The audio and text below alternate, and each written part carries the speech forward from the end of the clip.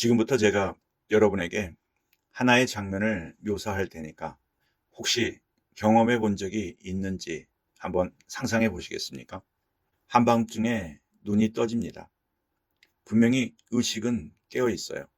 내 방에 천장이 보이고 옆에 놓인 핸드폰 불빛도 어렴풋이 보입니다.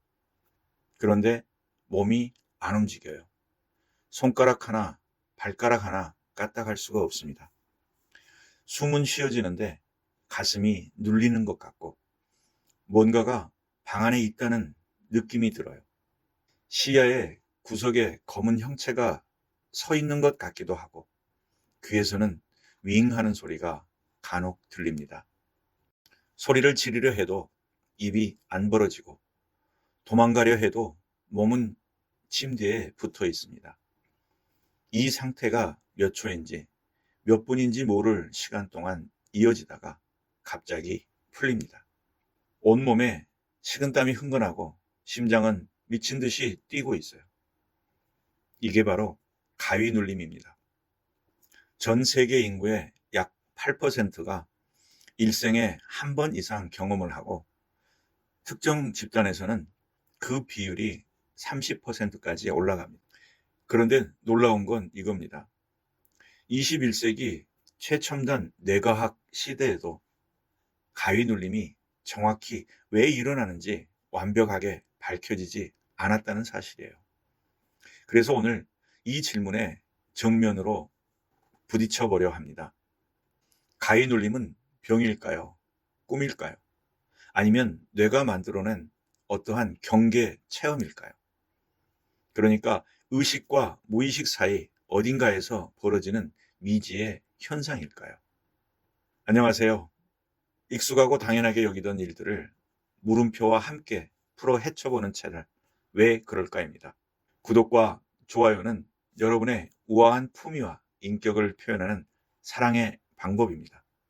감사합니다. 오늘 이 영상 하나면 가위 눌림에 대해 여러분이 가지고 있던 거의 모든 궁금증이 해소될 겁니다. 가위 눌림이 도대체 뭔지, 왜 하필 그 무서운 환각이 따라오는지, 이게 진짜 위험한 건지, 그리고 어떻게 하면 줄일 수 있는지까지 오늘 한 번에 다 풀어드리도록 하겠습니다. 자, 본격적으로 들어가기 전에 먼저 가위 눌림의 정체부터 정확하게 짚고 넘어가야 합니다. 가위 눌림의 정식 의학 용어는 수면 마비, 영어로는 슬립 패럴리시스라고 하죠. 이름부터 무섭습니다. 잠자는 동안 마비가 된다. 그런데 이 현상을 이해하려면 먼저 우리가 잠을 잘 때 뇌 안에서 무슨 일이 벌어지는지를 알아야 합니다.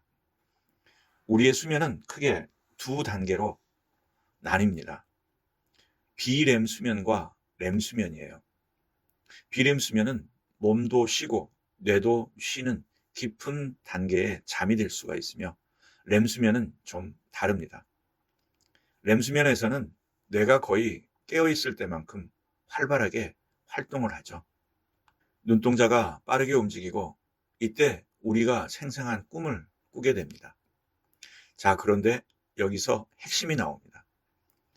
렘 수면 중에 뇌는 의도적으로 우리의 몸의 근육을 마비시킵니다. 이걸 전문 용어로 렘 무긴장증이라고 하죠. 왜 그러냐고요? 이유는 단순합니다. 바로 안전장치예요. 꿈속에서 우리가 달리고 싸우고 날아다니잖아요. 만약 이때 근육이 실제로 반응하면 어떻게 될까요? 꿈에서 절벽 끝에서 뛰어내리는 장면이 나오면 실제로 침대에서 뛰쳐나가게 됩니다.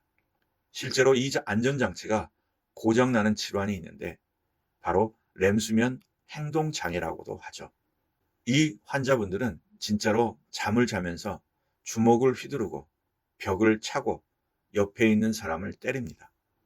그러니까 렘수면 중 근육마비는 우리를 보호하는 뇌의 아주 똑똑한 시스템인 거죠. 그러면 가위 눌림은 이 시스템에 어디에서 오류가 난 걸까요? 정상적인 수면에서는 렘수면이 끝나면 뇌가 먼저 깨고 거의 동시에 근육마비도 풀립니다. 우리가 눈 뜨고 기지개를 켤 수 있는 거죠. 그런데 가위 눌림은 이 타이밍이 어긋난 겁니다. 의식, 그러니까 뇌의 각성 시스템은 이미 켜졌는데 근육마비를 해제하는 스위치는 아직 꺼져 있는 상태라는 거죠. 쉽게 비유하면 이렇습니다. 아침에 알람이 울려서 정신은 번쩍 들었는데 몸은 아직 이불 속에서 꼼짝 않고 잠자코 있는 거예요.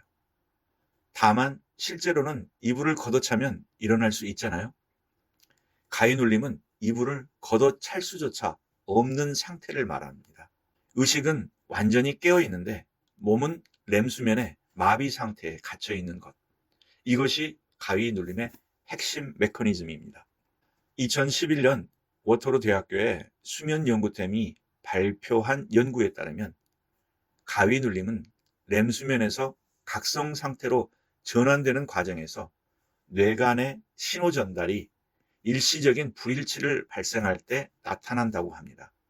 이 뇌간은 수면과 각성의 스위치를 관장하는 곳인데 이 스위치가 한꺼번에 깔끔하게 넘어가지 않고 절반만 넘어가 버린 상태를 말하는 거죠. 그런데 여기까지 들으면 이런 생각이 드실 수 있어요. 그래? 몸이 안 움직이는 건 알겠는데 그 무서운 환각은 뭐냐고요? 검은 형체, 가슴을 누르는 존재, 귀에서 들리는 웅웅거리는 소리. 이건 도대체 왜 나타나는 걸까요? 사실 이 부분이야말로 가위 눌림에서 가장 미스터리하고 가장 연구자들을 흥분시키는 영역입니다. 가위 눌림을 경험한 사람들의 보고를 모아보면 놀라울 정도로 공통된 패턴이 있습니다. 크게 세 가지로 나뉘어요. 첫 번째는 침입자 환각입니다. 방 안에 누군가가 있다는 강렬한 느낌이 드는 거예요. 검은 그림자, 후드를 쓴 형체, 정체불명의 존재가 침대 옆에 서 있거나 방 구석에 자신을 응시하고 있다고 느낍니다. 두 번째는 인큐버스 환각이에요. 가슴 위에 무언가 올라앉아 있는 느낌입니다. 압박감이 실제처럼 느껴지고 숨을 쉬기 어렵다고 호소를 합니다. 세 번째는 전정운동 환각이라고 하는데 몸이 둥둥 떠오르는 느낌이나 방 밖으로 빠져나가는 느낌, 심지어 유체 이탈을 경험했다고 보고하는 경우입니다. 2018년에 이탈리아 볼로냐 대학교의 바울리 교수 연구팀이 약 42개국의 가위 눌림 경험자 데이터를 분석한 대규모 연구가 있었는데요. 문화와 종교와 국적을 불문하고 이 세 가지 유형의 환각이 거의 동일하게 보고되었습니다. 한국 사람은 귀신 할머니를 보고 일본 사람은 카나시바리라고 해서 금방력을 씌워진다고 느끼고 이집트에서는 진이라는 초자연적 존재가 공격하는 것으로 해석을 하고 브라질에서는 피사데이라라는 아주 뚱뚱한 마녀 할망구가 밟고 지나간다고 표현을 합니다. 형태는 다르지만 구조는 똑같습니다. 방 안에 무언가가 있고 가슴이 눌리고 공포에 질린다. 전 세계 인류가 같은 악몽을 공유하고 있다니 정말 소름 돋지 않나요? 그러면 왜 하필 이런 무서운 환각이 나타나는 걸까요? 왜 가위에 눌렸을 때 꽃밭이 보이거나 좋아하는 연예인이 나타나는 게 아니라 하필이면 공포스러운 존재가 나타나는 걸까요? 이걸 설명하는 가장 유력한 이론이 있습니다. 2007년 캘리포니아 대학교 샌디에이고 캠퍼스의 신경과학자 바란드 잘랄 박사가 제안한 위협 활성화 경계 모델이에요. 이 이론의 핵심은 이렇습니다. 가위 눌림 상태에서 뇌는 아주 특수한 상황에 놓입니다. 의식은 깨어 있는데 몸은 마비되어 있으니 뇌 입장에서는 이건 비상사태인 거죠. 움직일 수 없다는 것은 자연에서 포식자에게 잡힌 것과 같은 상황이거든요. 그래서 뇌의 편도체가 폭발적으로 활성화됩니다. 편도체는 공포와 위협을 감지하는 뇌의 경보 시스템입니다. 그런데 문제는 이 경보가 울릴 때 실제로 위협이 없다는 겁니다. 그러면 뇌는 어떻게 할까요? 없으면 만들어냅니다. 뇌는 설명되지 않은 공포감에 이유를 부여하려고 합니다. 내가 무섭다. 그러면 무서운 대상이 있어야 한다. 그래서 내가 형체를 만들어내는 거예요. 검은 그림자, 가슴을 누르는 존재. 이 모든 것은 뇌가 원인 없는 공포에 얼굴을 그려준 결과물이라는 겁니다. 잘날 박사의 실험에서 흥미로운 결과가 나왔는데요. 가위 눌림 중에 공포를 느끼지 않도록 인지적으로 훈련받은 피험자들은 환각의 빈도와 강도가 유의미하게 줄었다고 합니다. 공포가 줄면 뇌가 굳이 무서운 형체를 만들 필요가 없어지는 거죠. 이건 무서운 존재가 실제로 있어서 공포를 느끼는 게 아니라 공포가 먼저 있고 뇌가 그 공포의 원인으로 존재를 만들어낸다는 것을 강력하게 시사하고 있습니다. 자, 그러면 이쯤에서 많은 분들이 가장 궁금해하실 질문으로 넘어가 보겠습니다. 가위 눌림? 이건 병인 건가요? 결론부터 말씀드리면 대부분의 경우 가위 눌림 그 자체는 질병이 아닙니다. 수면 의학에서는 가위 눌림을 파라솜니아, 한국어로 사건 수면이라고 분류합니다. 사건 수면이란 수면 중에 발생하는 비정상적인 행동이나 경험을 말하는데 잠꼬대, 몽유병, 이갈이 같은 것들이 여기에 해당하는 거죠. 가위 눌림도 이 범주에 들어갑니다. 즉 수면 과정에서 일어나는 일종의 해프닝인 거죠. 하지만 여기서 안심하기는 이릅니다. 가위 눌림이 단독으로 일어나는 경우와 다른 질환의 증상으로 나타나는 경우는 완전히 다르거든요. 가장 대표적인 것이 기면증입니다.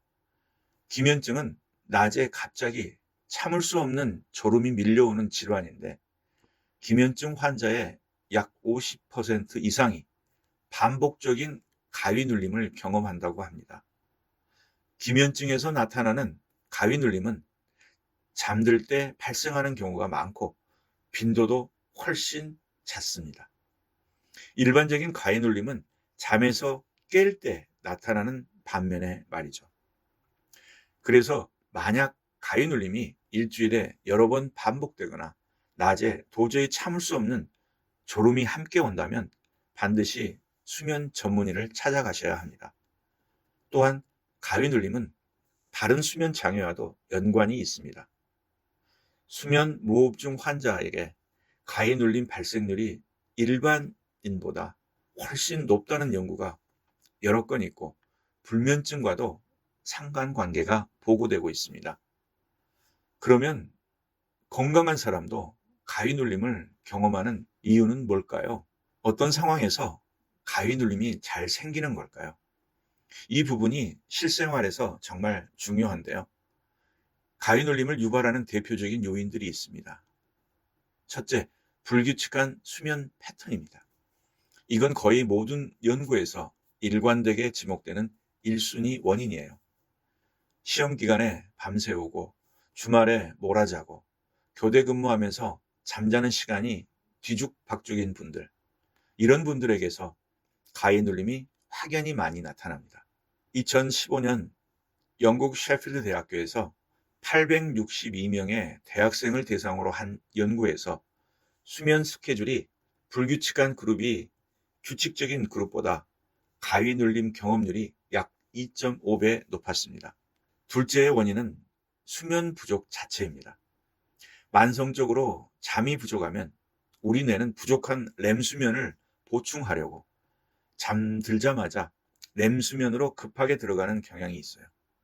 이걸 렘 리바운드라고 하는데 이때 정상적인 수면 단계 전환이 불안정해지면서 가위 눌림이 발생하기가 쉬워집니다. 셋째, 천장을 보고 누워 자는 자세입니다.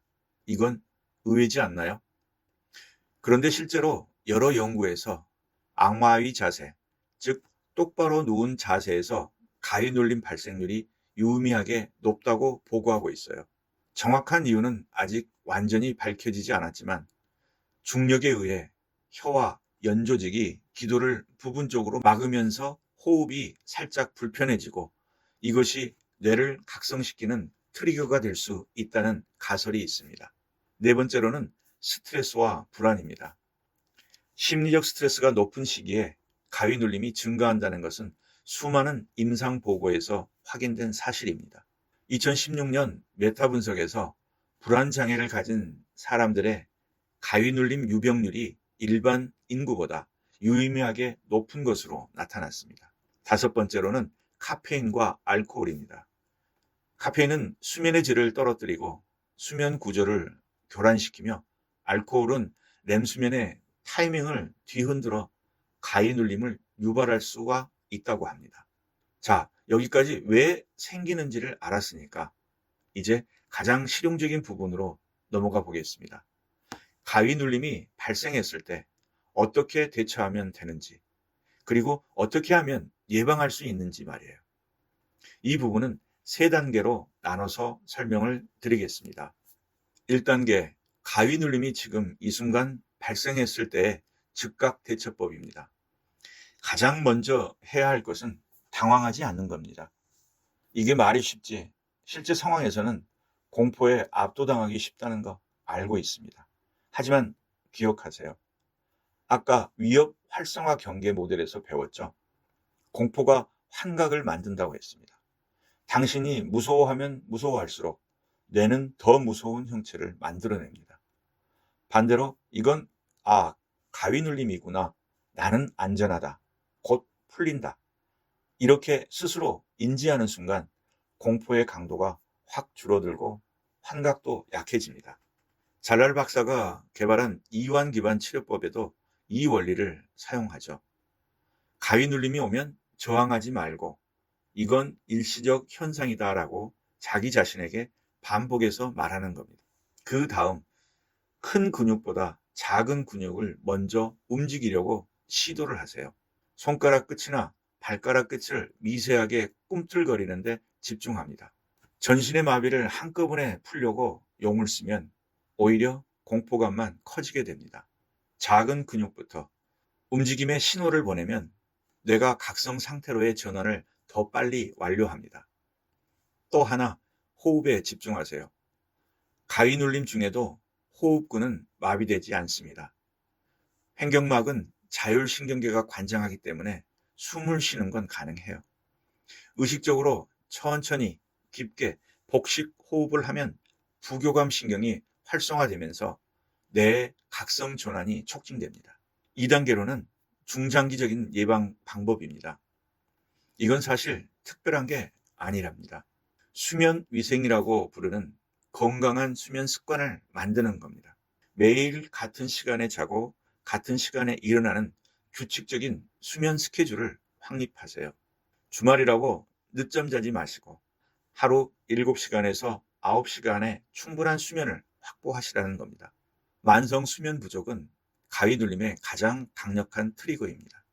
천장을 보고 자는 습관이 있다면 옆으로 누워 자는 걸 시도해 보세요. 실제로 이것만으로 가위 눌림의 빈도가 줄었다는 보고가 꽤 있습니다. 잠자리에 들기 최소 4시간 전부터 카페인을 피하고 알코올도 수면 2시간 전에는 마시지 않는 게 좋습니다. 스트레스 관리도 중요한데 명상이나 점진적 근이완법 같은 이완 기법이 가위 눌림 빈도를 줄이는데 도움이 된다고 합니다. 3단계는 병원에 가야 하는 경우입니다. 가위 눌림이 일주일에 여러 번 반복되거나 낮에 극심한 졸음이 동반되거나 수면의 질이 심각하게 저하되어 일상생활에 지장을 주는 경우에는 반드시 수면 전문의를 찾아가야 합니다. 수면 다원 검사라는 것을 통해 수면 단계별 뇌파와 근전도, 안구 운동 등을 측정하면 기면증이나 다른 수면 장애가 동반되어 있는지 정확하게 진단할 수 있습니다.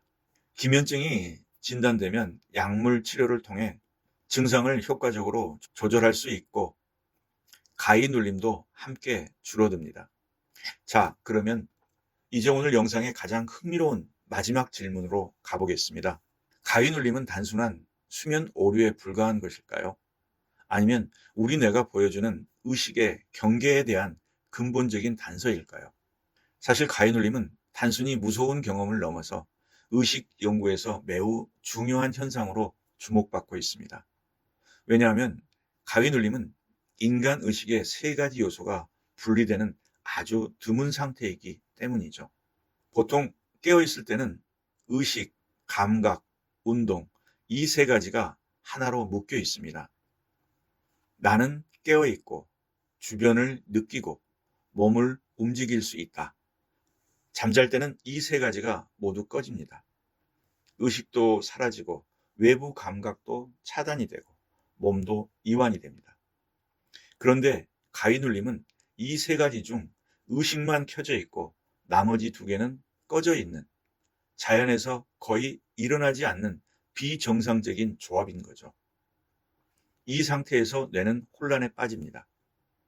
깨어있는 것 같은데 감각 정보가 불완전하고 몸은 반응하지 않으니까요. 그래서 뇌는 부족한 정보를 메꾸려고 자체적으로 경험을 만들어냅니다.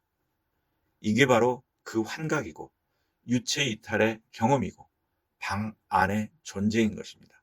이것이 의식 연구자들에게 왜 중요하냐면 이 현상이 의식이라는 것이 단일한 스위치가 아니라 여러 개의 독립적인 모듈로 구성되어 있다는 강력한 증거이기 때문입니다. 의식을 온오프 스위치처럼 생각하기 쉽잖아요. 깨어있거나 잠들거나. 그런데 가위눌림은 이 스위치가 하나가 아니라 여러 개이고 이것들이 개별적으로 켜지고 꺼질 수 있다는 것을 보여줍니다. 하버드 의과대학 앨런 홉슨 교수는 이런 현상을 해리된 상태라고 표현했어요.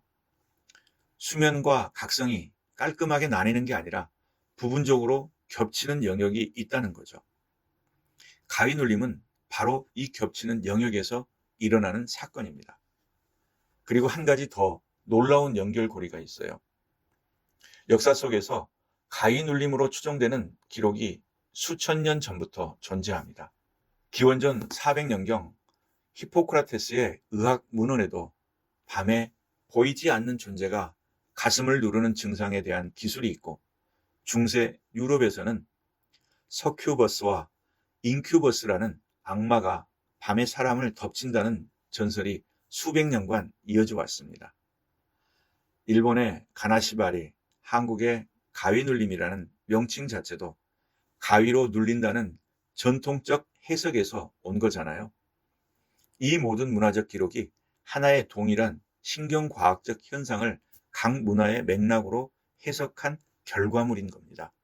한 가지 현상을 두고 어떤 문화는 귀신이라 했고 어떤 문화는 악마라고 했고 어떤 문화는 마녀라 했고 현대 과학은 렘수면 중 뇌간의 신호 불일치라고 설명을 합니다.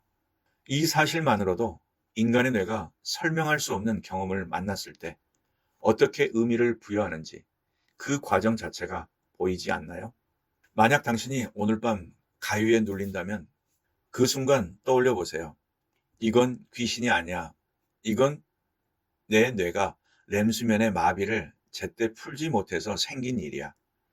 내 뇌의 편도체가 공포 경보를 울렸고 그 공포에 얼굴을 그려준 것뿐이야. 곧 풀려. 이 생각 하나만으로 그 두려움의 상당 부분이 사라질 겁니다. 과학이 주는 선물이 바로 이거예요. 모르면 공포가 되지만 알면 이해가 됩니다. 자, 그러면 오늘 내용을 정리해 보겠습니다. 첫째, 가위눌림은 렘수면의 근육마비가 의식이 깨어난 뒤에도 풀리지 않아 발생하는 수면 전환 오류입니다. 둘째, 가위눌림 중 보이는 무서운 존재는 뇌의 편도체가 원인 없는 공포에 형체를 부여한 결과물이지 실제 외부 존재가 아닙니다.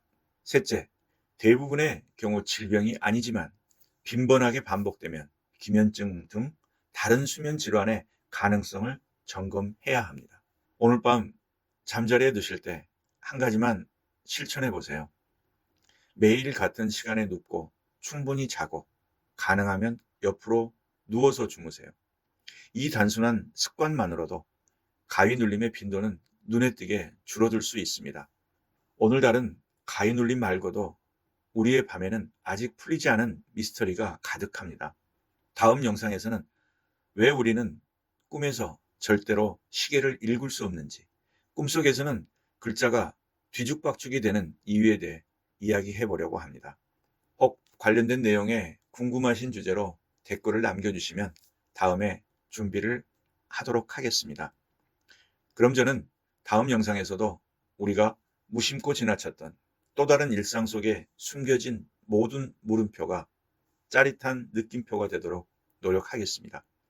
지금까지 여러분의 내일이 오늘보다 조금이라도 더 선명해지기를 바라는 궁금함과 호기심의 채널 왜 그럴까 였습니다.